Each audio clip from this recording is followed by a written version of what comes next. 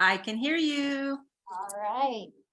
I hope I'm not too giant on your screen. That's weird, but it's nice to be with you all from far away. And I can't see all of you, but I hope that we can have good communication.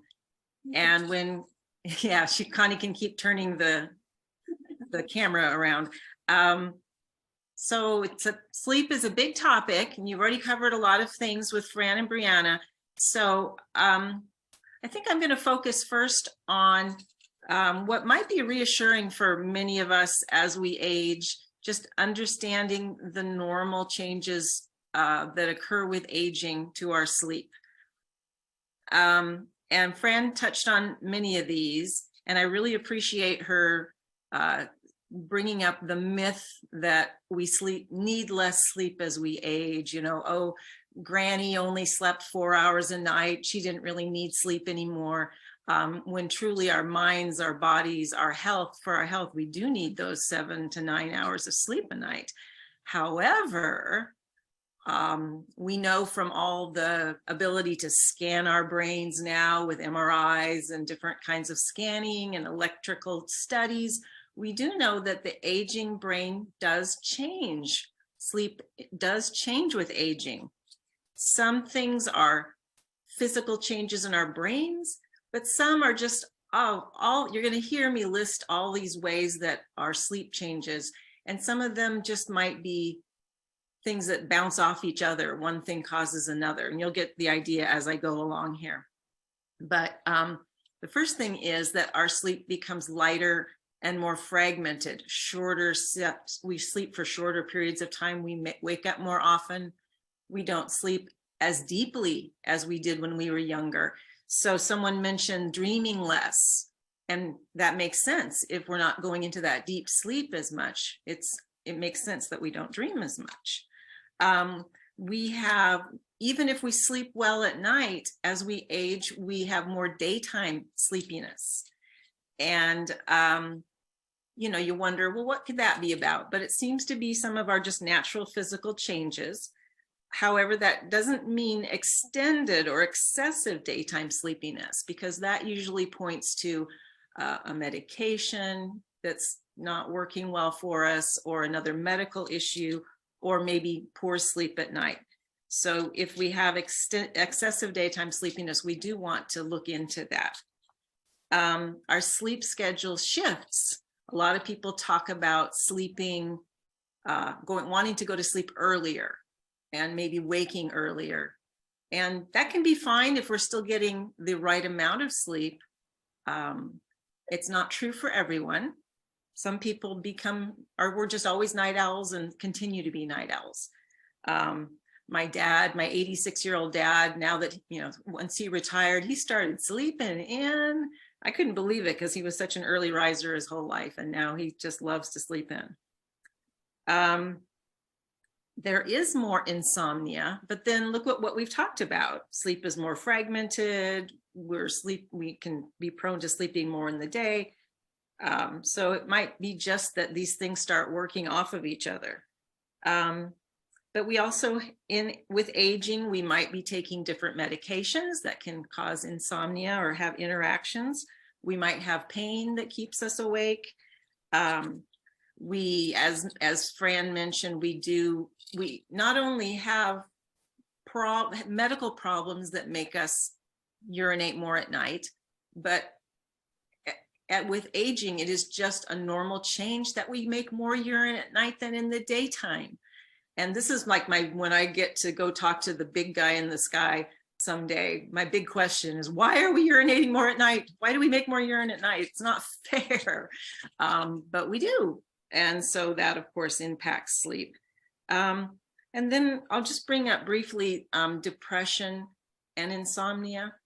And if you're familiar with those, they can really feed into each other. So insomnia, lack of sleep, can cause depression. Depression can cause insomnia. They can become a vicious cycle. And there is an increase in depression in old age or older age. It might not be a natural change. It might be the social and cultural changes and experiences that we have But if someone is experiencing depression that affects their sleep, it's really important to address. It's not, well, this is just a change of aging, I'll just put up with it. It is something that we can do something about and talk to our doctors and other helpers about. Let's see. Circadian rhythms. I think Fran touched on circadian rhythms. That's that relationship to light and to daytime and nighttime. And those get a little messed up when we age. But part of that might be because if we have any reduction in mobility with aging, we might not get outside as much. Americans don't get outside enough anymore. We tend to stay inside with our devices and not be out in the daylight as much. The winters give us less daylight anyway. I've worked with lots of folks who just don't think to get up and open the curtains during the daytime, or they want to save energy, which is a good thing, but we do need daylight. And I make a point every day of opening my curtains and I had to actually close them a little bit just to not be too bright, because I want that bright light. It does something to our brains. It helps us stay in rhythm. If you are experiencing any troubles, if you're not feeling like you're not getting enough light, you can get out more if the weather permits. You can open your curtains more and sit in the sun like a cat. You can also get a light, what are they called? A light therapy box. If you've seen those, some people use them for depression, for that seasonal affect disorder, but you can also just use them in the winter to make sure you're putting your brain on a schedule every morning. Get that 10 minutes of light, bright light, and then it helps your brain go, oh, this is time to be awake, and then I'll go to sleep at night. There is more apnea as we age, and partly that might be all the other medical things that are going on, the changes, but it seems to just become more common with age. There is more restless leg syndrome, and generally that's treated with medications. I would encourage us to consider some just normal changes, some of the things that Fran mentioned. One person mentioned leg cramps, and one of the biggest helps with leg cramps to start with, just step number one, is make sure you're well hydrated, because Fran mentioned the electrolytes and minerals that get messed up in our system sometimes, but starting with making sure you're just drinking enough to keep your urine that nice light yellow can sometimes help with leg cramps. Let's see. Sometimes our partners disrupt us. Maybe they're snoring. Maybe they get up a lot. If you have someone else in the house or in your bedroom who's disrupting your sleep, I think we often go, well, it's just one of those things. But if it's truly affecting your sleep, which affects your quality of life and your health, we can do things about that. We can put two twin beds together so we don't feel the other person moving, or we can, as my husband became very ill towards the end of his life, we did start sleeping in separate bedrooms because we were waking each other up with with his care needs and with me being disrupted. And it did work for us to sleep in separate bedrooms. Grief disrupts sleep if you've experienced the loss of a loved one. And as we age, we experience more losses. And so grief by itself is a disruptor of sleep. And I won't go into dementia, but dementia definitely alters sleep patterns if you have any loved ones who are experiencing dementia. And that's another talk all by itself. Does anyone have any questions about anything I've mentioned so far? All right, now we can keep going. Okay. Hope I'm not going through too fast. That was just really, I wanted to go through those to help us understand that, yes, my sleep is different. It's not just me imagining things. Yes, sleep has changed for me. It's normal, but it's also multi-factor, right? You've got all these different things going on. And then if you maybe have a health condition or a medication or a life event that gets added to that mix, it's no wonder that so many of us do struggle with challenges in our sleep. And so I think step one is to just take that pressure off me that, you know, I just got to live with this lousy sleep if that's a concern for you, or someone you love, and say, no, we can take some steps here. And so Fran did talk a lot about sleep hygiene and ways to just make sure we're doing what we can to protect our sleep, to honor the sleep needs that we all have. And I just wanted to throw a couple more things in there without really repeating her. So I'm going to make sure I try not to repeat. But I have a really great quote here from the National Institute on Aging, which is, older people who exercise regularly fall asleep faster, sleep longer, and report better quality of sleep. Exercise is one of the best things older people can do for their health. Now, does that mean you're going to go start a gym membership maybe and, you know, start running to get ready for a half marathon? Probably not. And if you're experiencing any mobility restrictions or any health restrictions that keep you from exercising like you want, well, let's respect what your body's telling you. But almost everyone can increase their level of activity. And I would encourage you to challenge yourself, like, how could I do that in a way that's very kind, that honors what my body can do?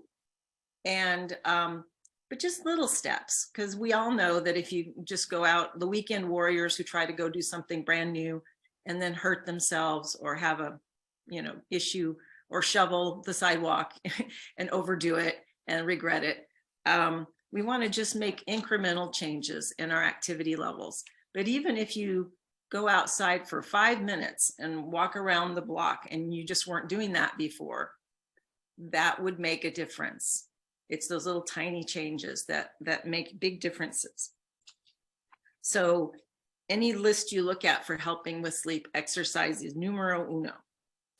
Fran talked about avoiding things like alcohol and other substances that might keep us awake or interfere with our sleep, big meals. But I also wanted to throw in there marijuana, which is becoming more commonly used throughout the country. And of course, you all were the first folks who got to have that legally. Some people find that marijuana really helps their sleep, but it's not true for everyone. And there are so many chemicals within the marijuana, like there's so many different forms of THC going on. There's so many different chemicals in marijuana, and some are actually stimulants, and some do stimulate some people more than others, or a blend might be different for one person than another. So if you're using marijuana, edibles, or smoked or whatever to help with sleep, you know, ask yourself if it is helping. And if you're having any sleep disruption, is it possible that that could be a factor? Because some people have rebound or get overstimulated, or it happens later in the night. We talked about light a little bit earlier. So yeah, I think I touched on light pretty much, but that's a biggie. Getting natural light or using a light therapy lamp really impacts sleep. Many of us have underlying medical issues. A urinary tract infection is one of the most common ones that'll have you urinating more at night. So make sure you get that checked out if you have a sudden change in your urinary patterns. Pain, as Fran mentioned, big impact. So not all pain is easy to resolve, but you are worth taking those extra steps to find out if you can do more about your pain. Different medications, you take a new medication, some blood pressure medications cause sleeplessness, other medications. So talk to your doctor, ask about if there's another medication, if this one's interfering. Drugs interact, as we know. So any changes in your medications might impact your sleep. If you think you have sleep apnea, we know that that's a big factor in quality of sleep. So, you know, it's easy to go, well, you know, it's just another thing I'm dealing with, but it is something that we can do something about. Sleep medications. I see a lot of use of things like trazodone or other sleep medications, Ambien, but aging bodies manage medications differently. They don't clear out of our bodies as quickly. They don't get used in the same way. And we've seen that in all the classes of medications that are used to help us sleep, most of them don't work as well for our aging population. And so sometimes, well, they can just create more problems than they solve, or they can interact with our other medications. So generally, it's not the first place to go. So if you go to your doctor and say, having trouble sleeping, the first thing he or she might do is prescribe a sleep medication. But ask if you can sort of look at the bigger picture first. Can we look at my medications and see if any of them might be causing my sleep issues or sleep struggles? Or, you know, how else can we work on this? Let's look at the big picture first. So a lot of people use melatonin. Melatonin works if your circadian rhythms are off. That's the light and darkness, daytime, nighttime rhythm. So if that's part of the struggle you're having, then yeah, melatonin might help. If your sleep problems are related to pain or another medication or another reason, melatonin might not help.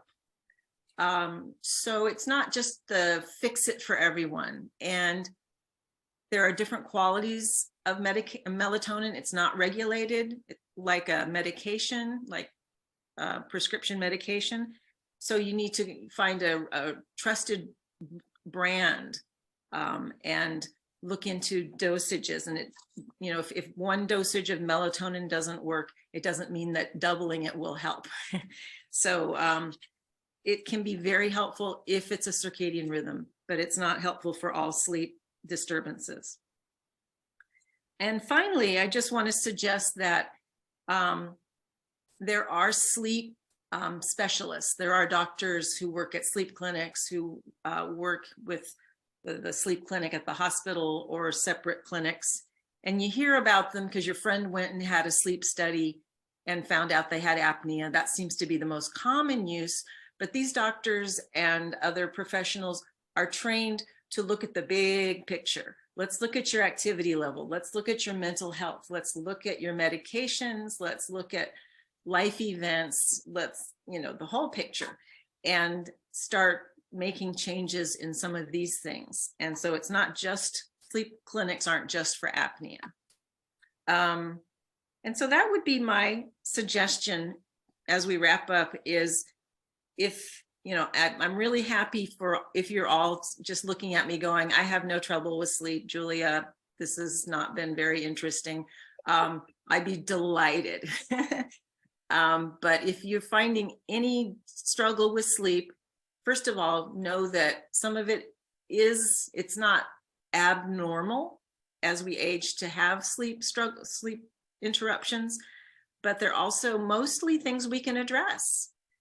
And so I would, but if you heard me give all these possible causes and think, oh, well, I need to get to bed earlier, and I need to change my diet, and I need to stop smoking, and I need to, you know, what happens? We try to make all these changes at once, and we get overwhelmed, and we get discouraged, and we go, well, I can't do anything about this. So it's human nature. We kind of overwhelm ourselves with trying to make too many changes at once, because we just want it all fixed. So my way of making change in my life is to do little mini experiments. So like in the year after my husband passed away, I was not liking to go to bed. I didn't want to go to bed because I didn't like the sleep disruption. I didn't like where my head went, and you know, a lot of things were hard. So I stayed up really late just to kind of avoid going to bed. And I got into a habit of staying up quite late. So it wasn't going to be realistic for me to go, okay, Julia, you know, tomorrow you're going to bed at 8 p.m. because that wasn't going to happen, right? So I worked backwards by about 30 minutes over several weeks. You know, tonight I'm going to be turning off the light by midnight. Tonight I'm going to be turning off the light by 11:30, and so on. So tiny little steps. And also, in an experiment, when you're a scientist, you make a small change and then you watch what happens and you reevaluate. Is this helping? Did this work? Why didn't it work? And then you make a new experiment. So if you're thinking about making a change in any of the things we've talked about today, I would just encourage you to take one tiny thing that we mentioned and think about how you could, for this week, make a small change. And then next week, stop and look at that and ask yourself, did it work? Now, what can I do in addition, or what can I do instead? So let's just take a minute to think about if you would like to make a change that helps sleep. Just think about one thing that you would like to try, a little experiment this week.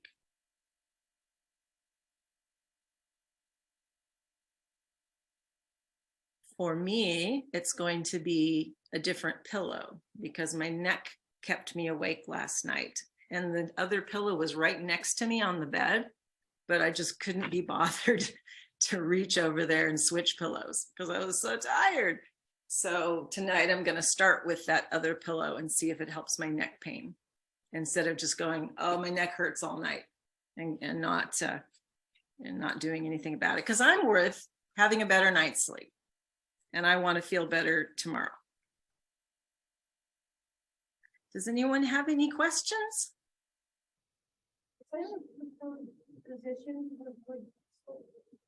Preferred position for a good night's sleep. But that side or back or, or is that just highly individual? Yes and no. Yes, it's individual, and we know that some positions help more. So we know that if you are prone to apnea, that sleeping on your back is probably the way you're going to experience that closing of airways more than on your side. So most people who have any apnea need to sleep on their sides. Then there are, helping yourself with pillows. So it may be that sleeping on your side is not comfortable or doesn't feel natural for you, and you may need a pillow to prop behind you or in front of you or between your knees or to hold on to, or a different kind of pillow. So a lot of positioning is helped by using props that'll help your positioning. Besides that, besides the apnea issue or snoring, positioning is pretty individual, especially because we all have unique arthritis or pain or, just physical needs that help us decide what position feels best. Did that help? Questions, yes, sir. What about just incomplete sleep? You wake up at 2 or 3 or 4 in the morning or something. Hey, I got a couple more hours. I can just get back to sleep sometimes. Ooh, I have an app that I'll recommend, but Julia, he wants to know what to do when you wake up like 2, 3 o'clock in the morning and you still have a couple hours of good sleep. What do you recommend? Is that a new change, or is that sort of your lifelong sleep pattern? Not lifelong, probably the last 5 years. Okay, last 5 years.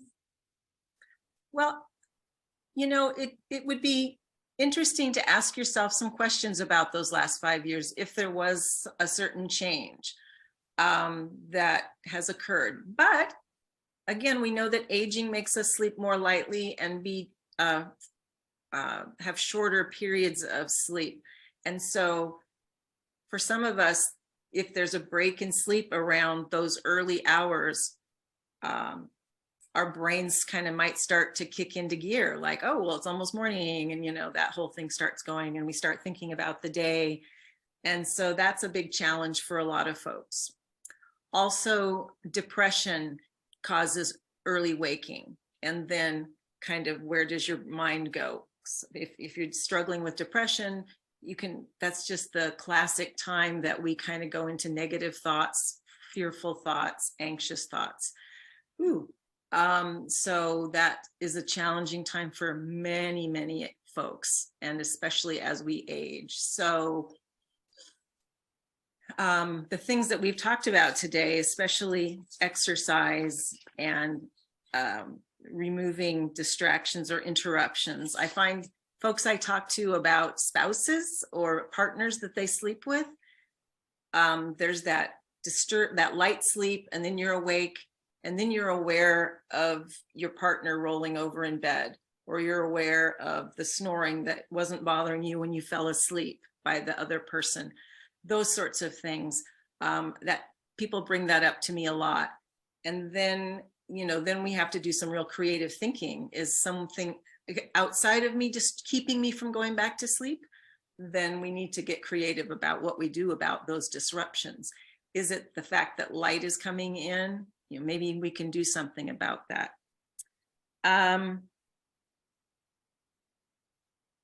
Yeah, the early morning waking is probably the biggest challenge, I think, in people that I know and talk to.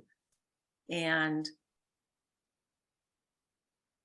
so I'm not going to give you a blanket answer, except to sort of ask yourself a lot of questions about what's really going on during that period of time, and where is my brain going?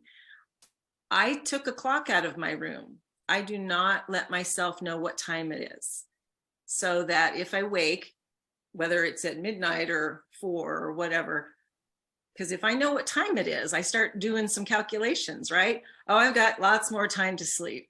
Or, oh my gosh, I have to get up in an hour and I'll never go back to sleep now. But if I don't know what time it is, I just tell myself, oh, I got lots of time. I can go back to sleep. And it's amazing how much better I do with my nighttime waking when I don't know what time it is. Mm-hmm. And then if I'm worried about waking up at a certain time because I've got a plane to catch or a call to make or something, I do set an alarm, but I don't look at a clock. It's against the rules for me to look at a clock at night. I don't know if that helps everyone. And the final thing I was going to say is, with sleep and aging, as we age, we become philosophers, right? So, if I am going to have a wakeful period, and maybe it's not for the rest of the night, but maybe I kind of tend to wake up at 2 or 3 or 4, and I just know that that's going to happen and nothing really has changed that. Well, what can I do with my brain during that wakeful time so that I don't go worrying, or I don't go thinking ahead about the day? Can I choose something to think about? Can I, and it depends, because some things we think about get us more anxious. I used to pray for people in my life at that time, because I kind of bored myself to sleep running through my list of people I knew, like my students or whatever. And it just, I fell asleep before I got to the end of the list. But then I found that I was starting to worry about the things I was praying about. And so then that wasn't working so well. But maybe there's a thing that you can look ahead, think ahead about. What would be something that would sort of be relaxing, restful, that's accepting that I'm awake right now. Yeah, I'm awake right now. And I can choose to think about this thing that isn't stressful or anxiety producing. Or I can practice gratitude, or I can do a body exercise or, breathing exercise. Because for most of us, as we age, there will be a certain amount of those wakeful periods at night. And I think when we greet them with like, okay, here I am, I'm awake, that's okay. It works better than if we get anxious about it or fight it. So I hope that answer helped. I kind of rambled. And Lucy and I have a slide coming up that'll help give some ideas too for different apps and different technology. And it includes the one I use at 3 a.m. religiously of like, okay, thoughts, not your time. And I plug that in for 20 minutes and I fall back to sleep. So I'll give you the name, Michael Seeley on YouTube. But since we have Julia and Fran with us still, what other questions do we have regarding sleep? Yes. So, and you guys both sort of touched on it, but like, at what point do I need to go talk to my doctor about it? Like at what point is it becoming a sleep disorder versus whatever it is? We'll have Fran. Julia, do you want to pitch in on that one, or you want me to step in? I don't know who's talking. Fran. Well, hi. We can both answer it. I would just say, if it's bothering you and you don't have an answer, go ahead and avail yourself of experts, whether it's, you can start with online, or you can start with even a friend or some, but if you have been applying some of these suggestions and nothing's helping, go ahead and start talking to someone, because again, our sleep is important and we tend to deprioritize ourselves. Like, oh, I'll take care of that after I take care of my elderly parent or my kid's problem. But no, we can't really help other people if we're not taking care of ourselves. So make it a priority. And if you go to your doctor or your nurse practitioner or whomever, and they don't really give you a satisfactory answer, then it is worth kind of going up the ladder and looking at some experts in these sleep clinics who might be able to look at the big picture. And most, we know we hear about the very obvious apneas where someone is, kind of gasping or making noises in their sleep that show they're having apnea, or they feel like they're strangling. But most apnea, you don't know you have it. And so you really do have to have a sleep study. But another thing that I meant to mention is you all live more than a mile above sea level, and your oxygen levels are not as high. And so you take any of these factors and you add in low oxygen, and again, you're not going to sleep well. And so be sure you have good circulation of air in your home, in your bedroom. Maybe you need to crack a window at night. Some people sleep better that way. That does play a part when you're at the elevation that you all are at.